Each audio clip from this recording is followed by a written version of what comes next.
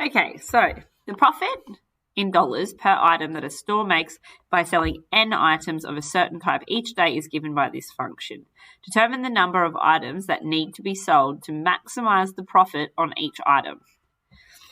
If we're talking about finding maximum profit, that means that we're looking for the stationary point here. Now, we're going to have to verify after that that is in fact a stationary point, a maximum point.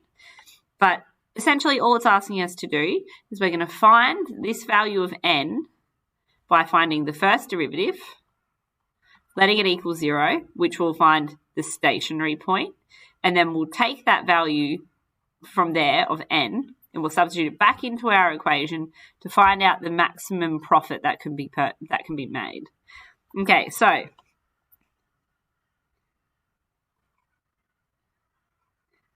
we're going to derive our profit function with respect to n, because n is the variable that's in the function.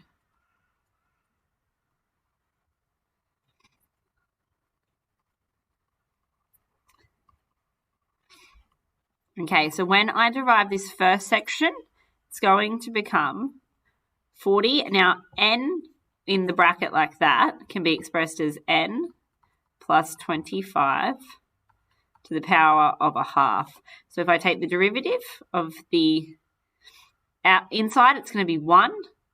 So 40 times the 1, but that won't change anything. So then we're going to times it by the half. The inside of the bracket won't change. And then when we subtract 1 from the top, it will become negative a half. When I derive 200, that'll vanish. And when I derive the negative 2n, it'll just become negative 2.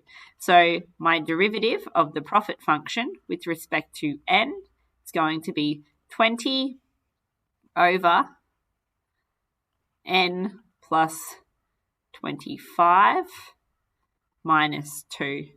Now I can let this function equal 0, and then that way I'll be able to solve for where the stationary point, or the n value of the stationary point. So 0 is equal to 20 over square root n plus 25 minus 2. Take the 2 across, which will be 20 over n plus 25.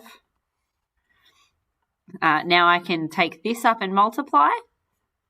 So square root n plus 25 is equal to, now when I take the 2 down here, it's going to divide. So 20 divided by 2 will give me the 10.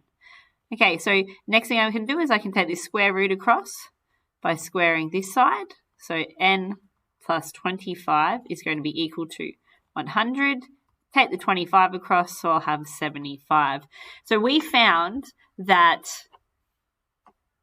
the number of items that need to be sold to maximize the profit on each item is going to be 75. So our answer to A is therefore 75 items must be sold. Okay, now if I wanted to test and make sure that that was true, all I need to do is pick a value either side of 75 and make sure that the nature of that stationary point is going to be increasing in gradient and then decreasing in gradient. If I find the opposite, then that means it's going to a minimum. And so that's not going to give us the best outcome. That's going to give us the worst possible outcome. So next thing we're going to do is we're going to test the nature. Now, if this was my question, I have solved it here. That's the solution. But I'm just verifying here by testing the nature. So here I'm going to make a little table. And I'm going to put the 75 here, 100 on this side, 50 on the other side. It could be any value either side of the function. Because this one over here was indicated that we only have one value of n. So,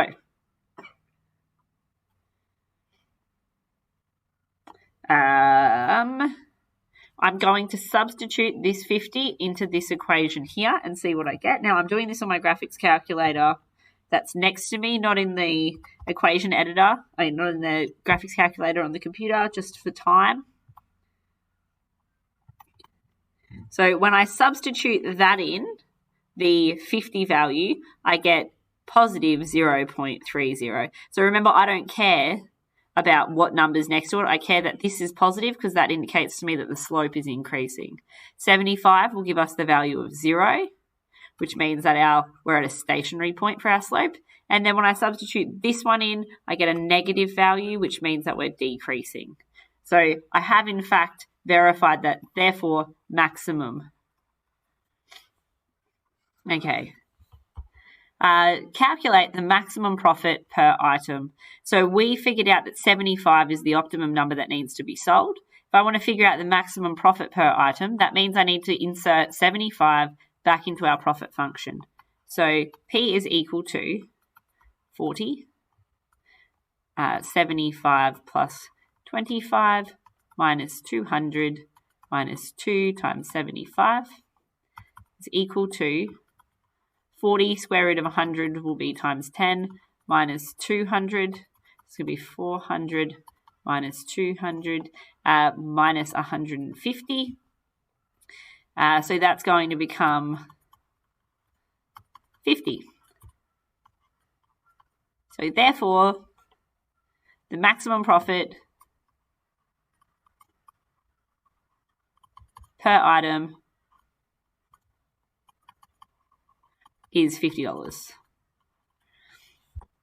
The total profit per day made by selling this number of items. So this tells me how much profit I make per item. I'm selling 75 of the item, which means that for B, we want to do profit multiplied by number sold. So that's going to be 50 times 75, which is going to give me 3,750. So that would be the profit made by the store for selling that number of items.